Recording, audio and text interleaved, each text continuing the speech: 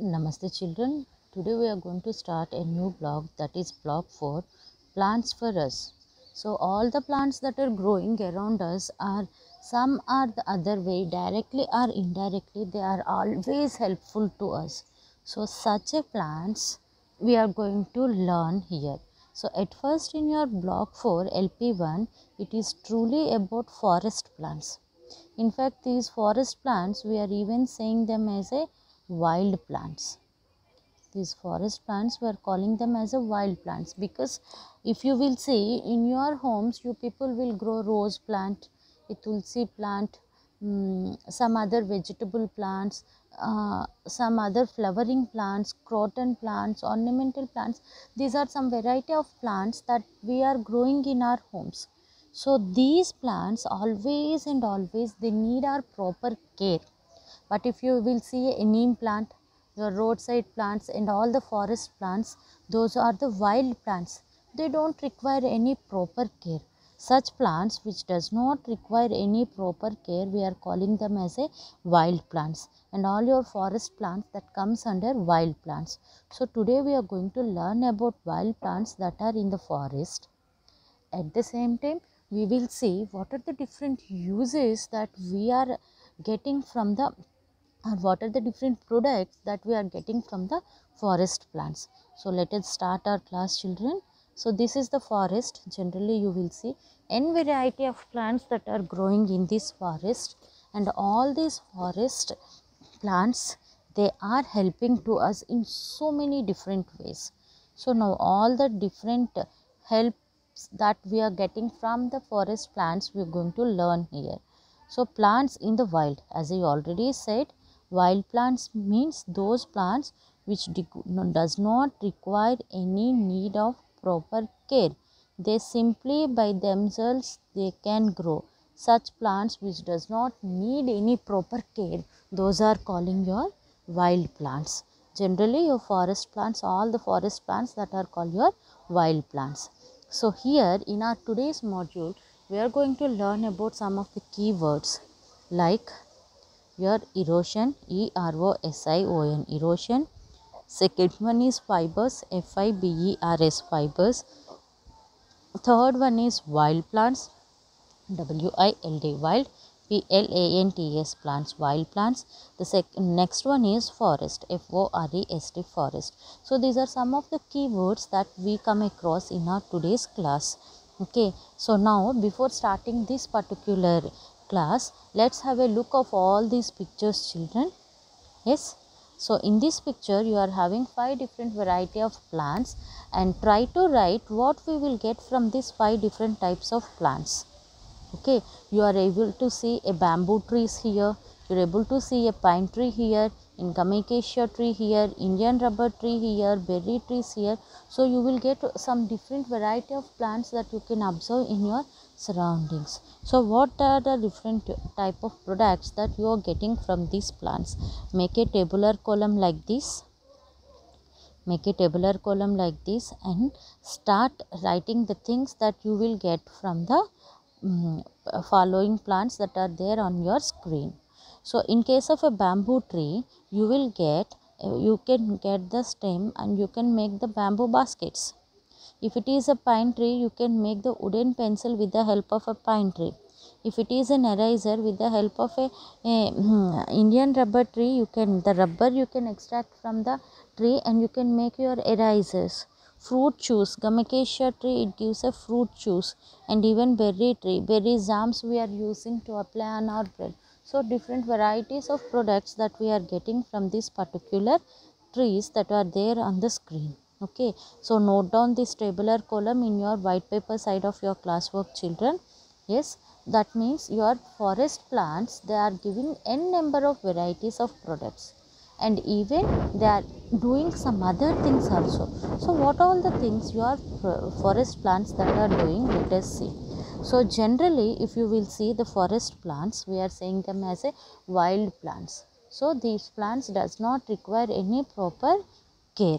Such a forest plants, they are, first of all, they are the plants that are giving us fresh air. In fact, you even can say that these plants are maintaining the fresh air balances in the atmosphere. So generally you know that plants are taking carbon dioxide in photosynthesis process and they are releasing oxygen out. So now this oxygen, it is taken by the animals and they are releasing carbon dioxide. Means in a cyclic manner, the carbon dioxide and oxygen that are getting interchanged between the plants and animals. That's what these plants are very much helpful in maintaining the fresh air balances in the atmosphere. So they are maintaining the fresh air balances in the atmosphere. In the same thing, if you will see from the forest plants, you are getting honey, because these forest plants, they are giving shelter to the honeybees and you can extract the honey from that honeybees hive. And even you are getting here, just now you had seen the berry fruits, you can get the berry jams from there.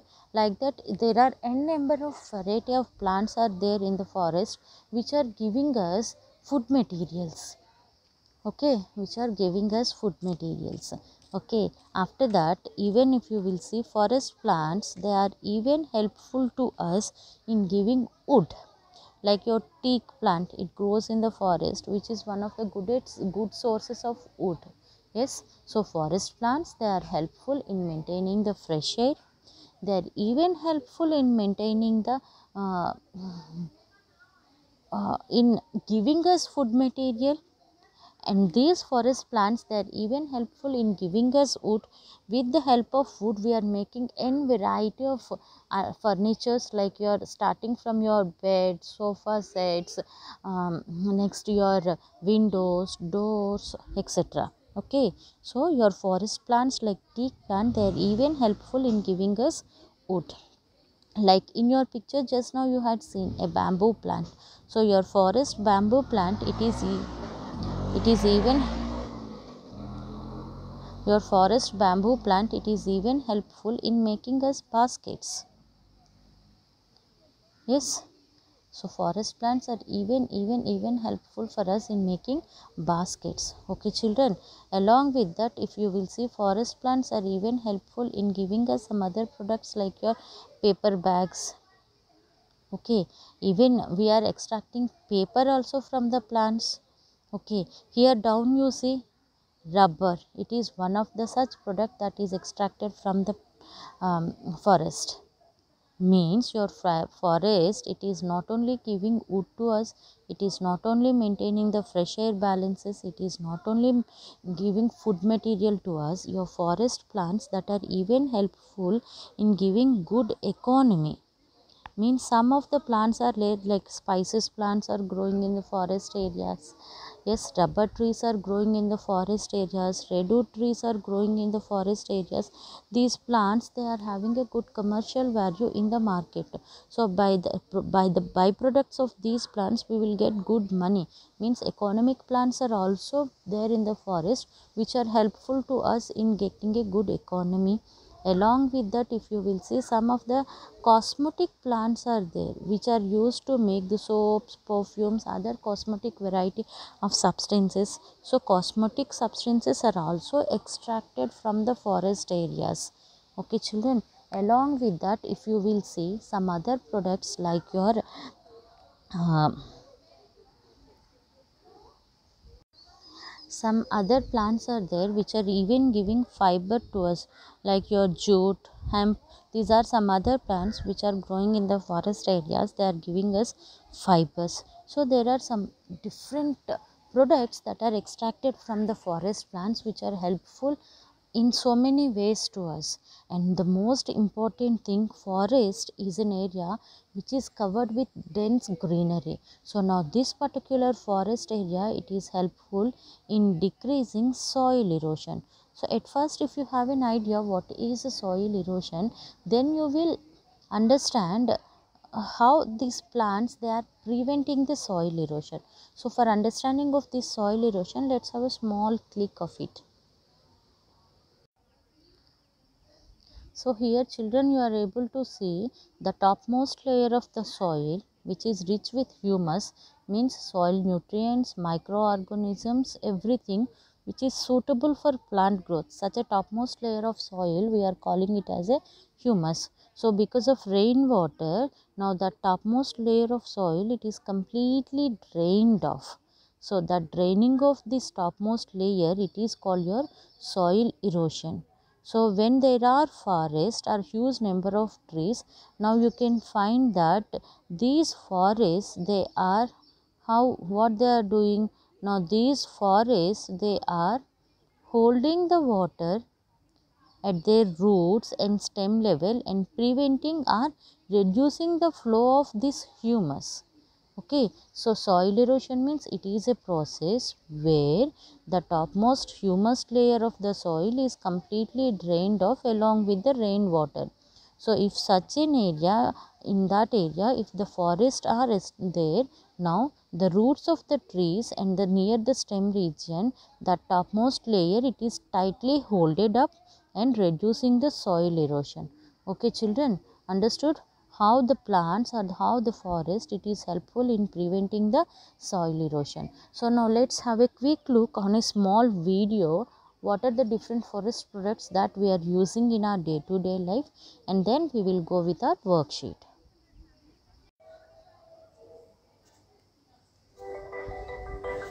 Plants in forests are useful to us in many ways. We get many things like bamboo, wood, fruit, and rubber from forests. Forests also help in generating rainfall and balancing the composition of air.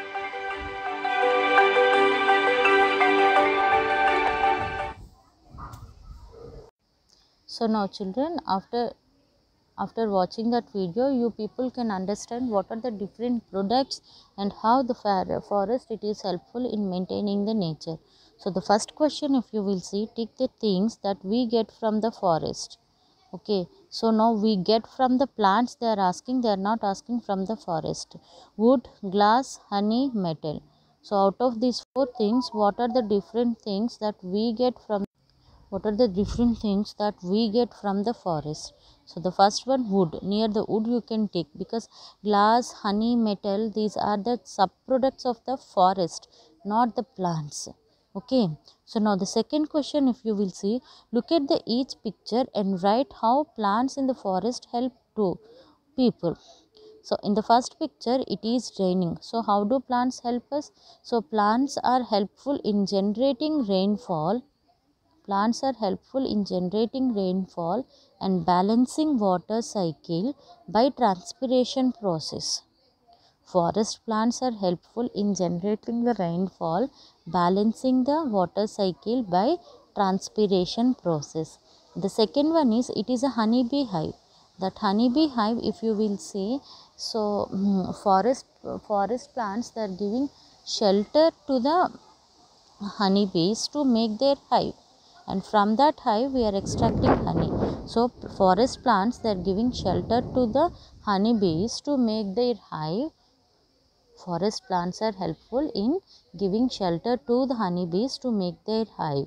Okay, so now the third question, if you will see, the forest near a village was cut down and cleared to make homes. The forest near a village was completely cut down and cleared to make homes. So means completely forest is made into homes. So what would happen to the soil in that area when it rains heavily? So as Gulashri said in the class, the topmost humus layer present in that area, it will drain off along with the rainwater and mixes in the water bodies, leads to soil erosion. Now the second question, if you will see, how did the forest help in preventing this effect on the soil? So the forest trees, the roots and the stems of the forest trees hold up the soil very firmly and reduce or prevent the flow of the humus. Okay children, so now after completing this worksheet in your textbook,